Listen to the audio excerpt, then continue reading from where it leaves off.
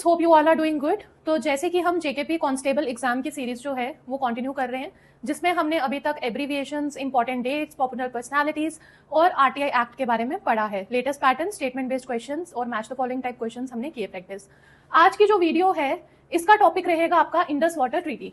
ठीक है, Indus water treaty को लेकर हम सारे इंपॉर्टेंट चीजें जो हैं वो कवर करेंगे। ठीक है, बहुत इंपॉर्टेंट है, जेकेपी कांस्टेबल एग्जाम में इसको सेपरेटली मेंशन किया गया है।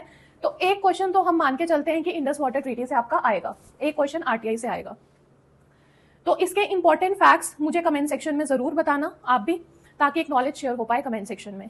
सेकेंडली, स्क्रीन पर आपको बहुत सारे कोर्सेज दिख रहे होंगे। इन सारे कोर्सेज को अगर आप अवेल करना चाहते हैं तो स्क्रीन पर दिए गए व्हाट्सएप नंबर पर आप कॉन्टैक्ट कर सकते हैं। अगर आपको कोई क्वेरी है तो आप वहां पूछ सकते हैं। जेकेपी कांस्टेबल एग्जाम की जो भी बच्चे तैयारी कर रहे हैं वो जेकेसीएस ऐप से कोर्स भी परचेज अगर करना चाहते हैं तो कर सकते हैं, और मॉक टेस्ट भी लगा सकते हैं। मॉक टेस्ट आपकी प्रिपरेशन को एक एज देकर जाएगा, तो मॉक टेस्ट आपको जरूर लगाने चाहिए। ठीक है, firstly go for the sectional test, then go for the full length. सारे टेस्ट, सारे कोर्सेज आपको लेटेस्ट पैटर्न पर मिलेंगे, तो आप प्ले स्टोर से इस ऐप को डाउनलोड कर सकते हैं। इसका जो लिंक है आपको इस वीडियो के डिस्क्रिप्शन बॉक्स में मिलेगा। तो प्रोसीड करते हैं आज फर्स्ट क्वेश्चन पर। क्वेश्चन देखो यहाँ पर, consider the following statement regarding the Indus water treaty. कब हुई थी और किसके बीच में साइन हुई थी, बताओ। 1960 में हुई, 19 सितंबर 1960। किस किस के बीच में साइन हुई थी? इंडिया के प्राइम मिनिस्टर और पाकिस्तान के राष्ट्रपति के बीच में, यानी कि जवाहरलाल नेहरू और अयूब खान के बीच में ये साइन हुई थी, और इसमें एक वर्ल्ड बैंक का काफी अच्छा रोल रहा था। तो फर्स्ट स्टेटमेंट में ही ये स्टेटमेंट दी गई है कि Indus water treaty was sign between India and Pakistan in 1960 with the world bank playing a mediating role. तो ये स्टेटमेंट जो है ये करेक्ट है। ठीक है। Secondly, under the treaty the eastern rivers Ravi, Beas, Sutlej, ये किसके अंडर आए थे? जो रिवर्स थे, वेस्टर्न रिवर्स किसके साइड गए, ईस्टर्न रिवर्स किसको मिले, बताओ। आप मैप में भी इंडिया के ऐसे देख सकते हो ना, जेएंडके का जो मैप है आपका, जब हम इस पर इस तरह से डिवीजन करेंगे नॉर्थ साउथ, तो ये वाली साइड ईस्ट है और ये वाली वेस्ट है। तो west flowing rivers western side पर यानी पाकिस्तान को गए, और ईस्टर्न साइड के जो रिवर्स हैं वो किसके पास गए? इंडिया के पास। एज आप देख सकते हो, जब हम मैपिंग करते हैं तो हमारा इंडिया का पोर्शन ईस्टर्न साइड पर है और पाकिस्तान का वेस्टर्न साइड पर। तो वेस्टर्न गए पाकिस्तान को, ईस्टर्न गए इंडिया को। अब कौन कौन से रिवर्स मिले, बताओ। इंडिया को जो रिवर्स मिले दैट वर रावी, ब्यास और सतलुज। और पाकिस्तान को कौन से रिवर्स मिले? झेलम, इंडस, चनाब। और रेशो क्या था इनका वो भी मुझे कमेंट सेक्शन में बताना। तो यहां पर इन्होंने लिखा है सेकंड स्टेटमेंट में, ईस्टर्न रिवर्स रावी, ब्यास, सतलुज आपको इंडिया को मिले फॉर अनरिस्ट्रिक्टेड यूज। तो ये स्टेटमेंट करेक्ट है। अगर यहां पर पाकिस्तान लिखा होता तो ये स्टेटमेंट इनकरेक्ट होती। और हमने इंडस वाटर ट्रीटी को लेकर करंट अफेयर बेस्ड क्वेश्चंस भी करने हैं। मुझे बताओ, ऐसा कौन सा करंट अफेयर है जो 2025 में हुआ था आफ्टर पहलगाम अटैक? क्या हुआ था? पहलगाम अटैक की डेट मुझे कमेंट सेक्शन में बताओ, कब हुआ था पहलगाम अटैक। और इसके बाद इंडस वाटर ट्रीटी को लेकर ऐसा कौन सा करंट अफेयर है जो कि इंपॉर्टेंस रखता है? ठीक है, बताओ मुझे कमेंट। स्टेटमेंट में दिया गया है the western rivers Indus, Jhelum और चनाब को एलोकेट किया गया है इंडिया को, तो यहाँ पर ये स्टेटमेंट गलत है। हमने पढ़ा जैसे कि ईस्टर्न रिवर्स, ठीक है, जब हम मैपिंग कर रहे हैं तो ईस्टर्न रिवर्स आपके पढ़ रहे हैं इंडिया वाली साइड और वेस्टर्न पाकिस्तान। ठीक है, तो यहां पर इन्होंने लिखा है वेस्टर्न रिवर्स के साथ इंडिया, तो ये स्टेटमेंट गलत है। Third is incorrect. India is permitted to use the water of western river for purpose such as domestic use. क्या ये लिमिटेड यूज कर सकते हैं डोमेस्टिक एरियाज में, एग्रीकल्चर में, इन सब जगहों पर? तो हाँ, इनको परमिशन है टू सम एक्सटेंट यूज करने की।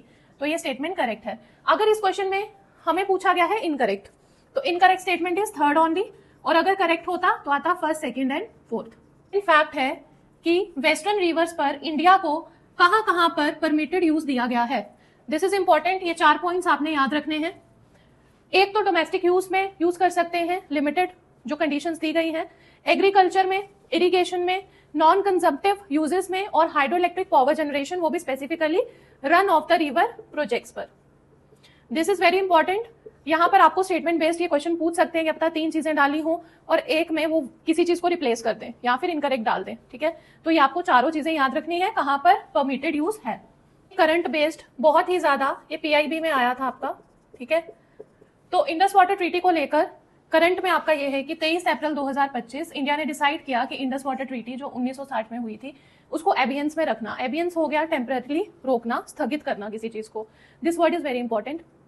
With immediate effect following the Pahalgam terror attack, इसकी डेट आप मुझे बताओ कमेंट सेक्शन में कब हुआ था। और पहलगाम टेरर अटैक के बाद ही डिसीजन लिया गया था कि इंडस वाटर ट्रीटी को एबियंस में रखा जाएगा, यानी कि स्थगित किया जाएगा या टेम्पररी रोक के रखा जाएगा। तो ये अटैक कब हुआ था, किस डेट को हुआ था, दैट इज इंपॉर्टेंट। और इसी करंट अफेयर बेस्ड स्टेटमेंट पर जो पीआईबी में आया था, इसी पर हम क्वेश्चन करेंगे प्रैक्टिस, ठीक है। क्रॉस बॉर्डर टेररिज्म के चलते ये डिसीजन जो था लिया गया था। अब इसी स्टेटमेंट पर बेस्ड हम 2 क्वेश्चन प्रैक्टिस करेंगे, ठीक है।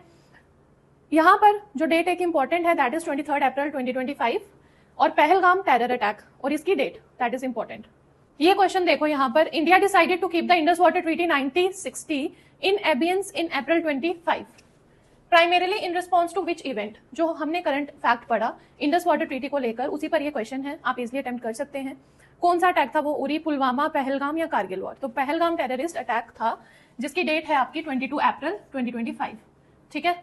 थर्ड क्वेश्चन देखो यहाँ पर, in the context of recent current affairs the Indus water treaty was placed in abeyance. Abeyance मैंने बताया जैसे आपको पहले भी कि टेम्पररी उसको स्थगित किया गया। तो यहाँ पर कौन सा आंसर होगा इसका, परमानेंटली कैंसल्ड। एबियंस का मतलब है टेम्पररी रोकना, स्थगित करना, तो ये तो नहीं है। Treaty was temporary kept in suspension या हेल्ड इन ऑपरेटिव, तो बी पार्ट इसका आंसर है। Treaty was transfer to the United Nation, गलत। या उसको कंप्लीटली रीराइट किया गया, ये भी गलत है। एबियंस का मतलब ही हुआ कि उसको टेम्पररी रोका गया या स्थगित किया गया, ठीक है। अभी तक इसका यही स्टेटस चल रहा है, ठीक है। इस क्वेश्चन को देखो और मुझे बताओ कौन सी स्टेटमेंट्स करेक्ट हैं और कौन सी इनकरेक्ट हैं। सबसे पहले तो स्टेटमेंट 1 में कह रहे हैं कि जो एम्बियंस में रखा गया था, क्यों रखा गया था, इन 2025 इंडिया अनाउंस्ड द सस्पेंशन या holding in ambience of treaty obligations following a terrorist attack, जो कि पहलगाम टेररिस्ट अटैक था। तो ये स्टेटमेंट करेक्ट है। इंडिया ने एक्सेलरेट किया है क्लियरेंस फॉर 4 मेजर प्रोजेक्ट्स, वो कौन कौन से हैं, पकलदुल, कीरू, क्वार और Ratle, with a combined capacity of 3014 megawatt. मुझे सेपरेटली बताओ पकलदुल की पावर, कीरू की, क्वार की, रैटल की, क्या क्या हाइड्रोइलेक्ट्रिक इनकी पावर्स है, कौन से रिवर पर है और कौन सी डिस्ट्रिक्ट में है। This is very important, comment section में लिखो। ये भी स्टेटमेंट करेक्ट है। स्टेटमेंट कह रहा है under the treaty India is completely prohibited from constructing any hydroelectric project on the western rivers, ठीक है। जैसे कि हमें पता है वेस्टर्न रिवर्स गए पाकिस्तान के पास, बट कुछ सर्टन कंडीशंस लगाकर इंडिया जो है वेस्टर्न रिवर्स को यूज कर सकता है, कंप्लीटली प्रोहिबिटेड नहीं है, ठीक है। तो वो मैंने जो सर्टन लिमिटेशंस थी वो 4 हमने कर ली थी। लिमिटेड एग्रीकल्चर इरिगेशन का use, run of the river projects पर हाइड्रोइलेक्ट्रिक प्रोजेक्ट बनाना, ये सब एप्लीकेबल है, ठीक है, ट्रीटी के अंदर। तो यहां पर जो थर्ड स्टेटमेंट है that is incorrect. Fourth statement में कह रहे हैं the permanent Indus commission continues to be an important mechanism under the 1960 treaty. तो ये जो है स्टेटमेंट दिस इज करेक्ट। अब परमानेंट इंडस कमीशन जो है इसके बारे में कुछ इंपॉर्टेंट पॉइंट्स कमेंट सेक्शन में बताओ। यहाँ पर बताओ कि कौन सी स्टेटमेंट्स जो हैं वो करेक्ट हैं। तो यहाँ पर डी पार्ट इसका आंसर है, first, second and fourth. Comment section में अगर आपको कोई भी क्वेरी है तो आप पूछ सकते हैं। तो फॉलोइंग है, इसको अटेम्प्ट करो। इंडस वाटर ट्रीटी कब साइन हुई थी, ए का है 4 1960 में, जिसमें कि इंडस रिवर के वाटर को इंडिया और पाकिस्तान के बीच में डिवाइड करने की जो रेशो है और रिवर्स है उसका फैसला लिया गया था, ठीक है।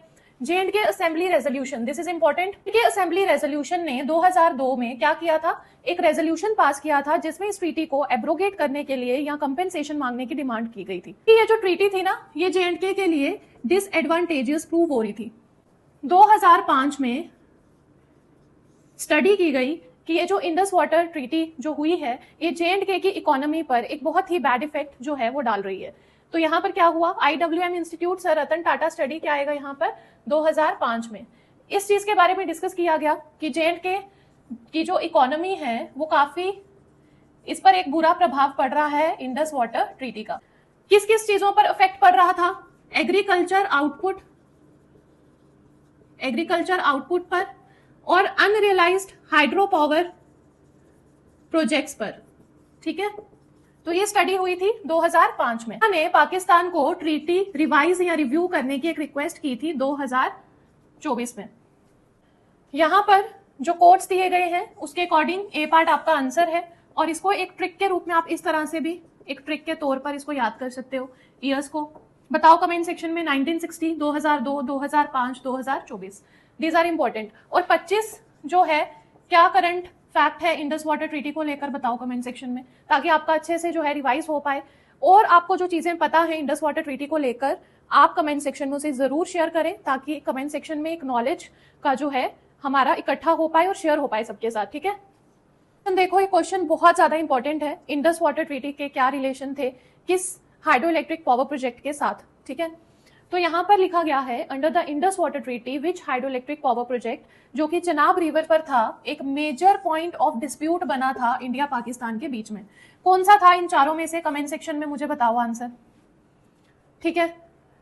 इसका आंसर है Baglihar hydro electric project, C part is the answer. Baglihar जो है चनाब रिवर पर run of the river projects में से था, ठीक है। अब इस पर डिस्प्यूट क्या हुआ, पाकिस्तान ने इसके कुछ डिजाइन पर इशू क्रिएट किया था, डिजाइन और स्ट्रक्चर, जिसमें कि पॉन्डेज, स्पिलवेज का बोला था पाकिस्तान ने कि इसका रॉन्ग यूज किया गया है, ये ट्रीटी को फॉलो नहीं कर रहा है, कि जितना पानी, मतलब इनको लगा था कि जो चनाब का पानी है उस पर इंडिया जो है ज्यादा कंट्रोल रख सकती है, इसलिए इन्होंने ऑब्जेक्शन रेज किया था इस बात को लेकर। और स्पेशली जो ऑब्जेक्शन था that was on design, pondage और स्पिलवेज। इनटेक डिजाइन,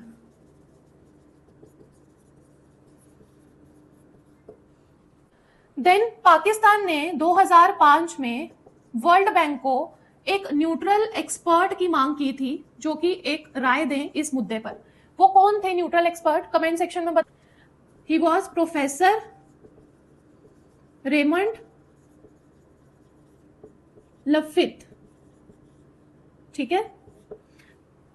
12 फरवरी 2007 को जो डिसीजन दिया था, दोनों कंट्रीज ने उस डिसीजन को एक्सेप्ट किया था। बताओ कि पॉन्डेज क्या होता है डैम में, स्पिलवेज क्या होते हैं, पॉन्डेज क्या होता है। पॉन्डेज होता है एक टेम्पररी स्टोर्ड वाटर जो थोड़ी देर के लिए स्टोर किया जाता है टेम्पररी, ठीक है। और स्पिलवेज होते हैं कि पानी को किस तरह से डाउनस्ट्रीम में उतारना है, ठीक है। तो ये भी क्वेश्चन आ सकता है कि जो बगलीहार हाइड्रो इलेक्ट्रिक प्रोजेक्ट था, इसका मेन मुद्दा क्या था, मेन इशू क्या था जिसके ऊपर इसको ऑब्जेक्शन रेज किया गया था पाकिस्तान के थ्रू। इसके बीच में न्यूट्रल एक्सपर्ट कौन थे, इंपॉर्टेंट है। उन न्यूट्रल एक्सपर्ट ने कब अपना जो है राय दी, 12 फरवरी 2007 को राय दी, दिस इज इंपॉर्टेंट, ठीक है। तो यहां पर बताओ कि मेन क्या मुद्दा था, it's design, particularly the pondage, spillways and storage arrangement।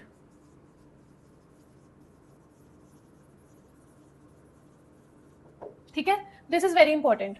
किस क्या मुद्दे क्या थे, ये 3 मुद्दे याद रखने आपने। Which hydroelectric power project on a tributary of the Jhelum River was completed in 2018 after being cleared following a dispute under the Indus Water Treaty? तो कौन सा गंगा हाइड्रोइलेक्ट्रिक प्रोजेक्ट, और इसकी पावर कितनी, 330 मेगावाट। बताओ इनकी कहां पर, कौन सी इनकी डिस्ट्रिक्ट्स हैं सबकी, कौन से रिवर्स पर है और कितनी पावर है, और इनमें से कौन से run of the river projects हैं। ये सारी चीजें बहुत ही ज्यादा इंपॉर्टेंस रखती हैं, ठीक है। ये सारी आप मुझे कमेंट सेक्शन में बताना, और अगर आपको कुछ भी पूछना है तो आप कमेंट सेक्शन में पूछ सकते हैं। पढ़ रहे हैं यहाँ पर कि इंडस वाटर ट्रीटी में कौन से ऐसे हाइड्रोइलेक्ट्रिक पावर प्रोजेक्ट्स हैं जो कि डिस्प्यूट में रहे। एक बगलीहार, देन किशन गंगा, और थर्ड था रैटल। किन रिवर्स पर थे, बगलीहार किस रिवर पर, किस डिस्ट्रिक्ट पर है, किशन गंगा प्रोजेक्ट किस रिवर पर है, और उस रिवर को पाकिस्तान में कौन सा रिवर कहा जाता है, दैट इज वेरी इंपॉर्टेंट। तो फर्स्ट स्टेटमेंट कह रहे हैं कि बगलीहार प्रोजेक्ट जो है डिस्प्यूटेड था डिजाइन फीचर्स को लेके, जिसमें पॉन्डेज और स्पिलवे अरेंजमेंट आता था। तो फर्स्ट स्टेटमेंट यहां पर करेक्ट है। सेकंड स्टेटमेंट कह रहे हैं Kishan Ganga project involved a dispute over diversion of water and maintenance of downstream flow. तो ये भी स्टेटमेंट जो है करेक्ट है। और किशन गंगा प्रोजेक्ट किस रिवर पर है, किशन गंगा रिवर पर, जो किस रिवर की ट्रिब्यूटरी है, Kishan Ganga river is tributary of Jhelum river, that is very important.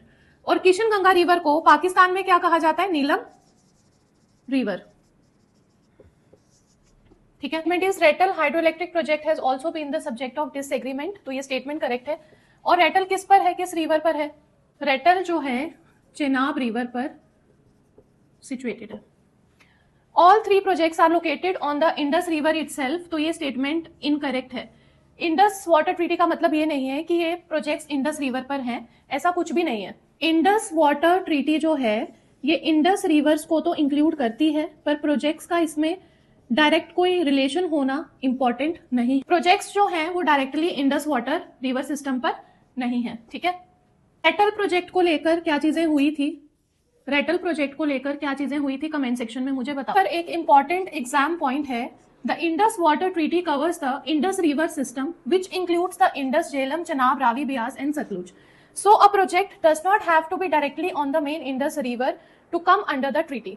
ये लाइन आपने याद रखनी है, बहुत इंपॉर्टेंट है, क्योंकि स्टेटमेंट बेस्ड क्वेश्चन में आपको ऐसे आ सकता है। अगर इनकरेक्ट स्टेटमेंट बनाना हो तो यहाँ पर लिखा जा सकता है कि जो आपके प्रोजेक्ट्स हैं हाइड्रो इलेक्ट्रिक पावर प्रोजेक्ट्स, वो इंडस रिवर पर डायरेक्टली लिंक होते हैं, तो ये स्टेटमेंट रॉन्ग हो जाएगा। आपके जो हाइड्रो इलेक्ट्रिक पावर प्रोजेक्ट्स हैं वो डायरेक्टली एसोसिएट नहीं करते हैं इंडस रिवर के साथ, ठीक है। तो यहाँ पर ये स्टेटमेंट आपने याद रखनी है कि इंडस वाटर ट्रीटी में इंडस रिवर सिस्टम के ये रिवर्स तो आते हैं जो ईस्टर्न और वेस्टर्न साइड पर डिवाइड हुए हैं, उसकी रेशो आप मुझे कमेंट सेक्शन में बताओ। So a project does not have to be directly on the main Indus river to come under the treaty. ऐसा कोई रूल नहीं है कि इंडस रिवर पर ही आपके प्रोजेक्ट्स होंगे, वो डायरेक्टली उनका लिंक नहीं है। सेकेंडली, अब अगर आपको जेकेपी कांस्टेबल की प्रिपरेशन करनी है तो जेकेसीएस ऐप पर आपको फुल कोर्स मिलेगा, ठीक है। लेटेस्ट पैटर्न पर फुल कोर्स मिलेगा आपको, जो कि 499 का अवेलेबल है। उसमें आपको लेक्चर सीरीज मिलेगी लेटेस्ट पैटर्न पर, सारी सिलेबस के according on latest pattern. Secondly, आपको मॉक टेस्ट मिलेंगे, ठीक है। मॉक टेस्ट में सेक्शनल टेस्ट है, फुल लेंथ है, लेटेस्ट पैटर्न पर बनाए गए हैं, ठीक है। ये जो सारी लेक्चर सीरीज है ये भी आपको ऐप पर ही अवेलेबल मिलेगी, कोर्स में, लेक्चर्स में। उसके बाद मॉक टेस्ट, ये सारे क्वेश्चंस का पीडीएफ भी आपको ऐप पर मिलेगा, और सारे ये जो क्वेश्चंस हैं ये मॉक टेस्ट में भी आपको देखने को मिलेंगे। और सेकंड बात ये है कि मॉक टेस्ट के साथ बाद में आपको मोस्ट एक्सपेक्टेड क्वेश्चन की सीरीज भी ऐप पर ही मिलेगी, इसी 499 वाले कोर्स में। यानी कि ये जो जेकेपी कांस्टेबल का बैच है 499 रुपीज का अवेलेबल है जेकेसीएस ऐप पर, और इसमें आपको फुल लेंथ मतलब फुल कोर्स की वीडियोस होंगी, लेक्चर सीरीज, मॉक टेस्ट होंगे, और मोस्ट एक्सपेक्टेड क्वेश्चंस की भी सीरीज वहां पर आपको अवेलेबल मिलेगी। और जो भी बच्चे जेकेपी कांस्टेबल एग्जाम की प्रिपरेशन कर रहे हैं उनके लिए बहुत ज्यादा इंपॉर्टेंट है मॉक टेस्ट लगाना और मोस्ट एक्सपेक्टेड सीरीज को फॉलो करना। तो आप प्ले स्टोर से जेकेसीएस ऐप को डाउनलोड करो और वहां से इस कोर्स को आप अवेल कर सकते हो, ताकि आपको प्रिपरेशन में एक बेटर एज मिल सके। ये क्वेश्चन देखो, in which year was the Indus water treaty signed and between whom. बहुत ज्यादा इंपॉर्टेंट है। 7 मार्च 1846 इंदिरा गांधी एंड बेनजीर भुट्टो, 19 सितंबर 1960 पीएम जवाहरलाल नेहरू, और जो राष्ट्रपति थे पाकिस्तान के आयुब खान उस टाइम पर, किसके बीच में हुई थी? साइन कमेंट सेक्शन में आंसर बताओ। ये हुई थी 19 सितंबर 1960 को प्राइम मिनिस्टर जवाहरलाल नेहरू और राष्ट्रपति जो थे पाकिस्तान के आयुब खान के बीच में, ठीक है। तो बी पार्ट इसका आंसर है यहाँ पर। Organization played the role of mediator या facilitator in the negotiation implementation of Indus water treaty. तो जब बगलीहार प्रोजेक्ट का भी इशू हुआ था तो पाकिस्तान ने किसके आगे बोला था जाकर कि हमें एक न्यूट्रल एक्सपर्ट फैकल्टी जो है या एक पर्सन चाहिए जो कि इस मुद्दे पर हमें एक फैसला लाकर दे सके। तो पाकिस्तान जो है किसके पास गया था? वर्ल्ड बैंक के पास। वर्ल्ड बैंक जो है ये एक्ट करता है as a mediator, as a facilitator, ठीक है। किसके बीच में? इंडिया पाकिस्तान के बीच में जो इंडस वाटर ट्रीटी है इसका एक रोल है यहाँ पर। तो बी पार्ट इसका आंसर है। क्या करता है वर्ल्ड बैंक? फाइनेंशियल सपोर्ट देता है। और क्या करता है? डिस्प्यूट रेजोल्यूशन करवाता है।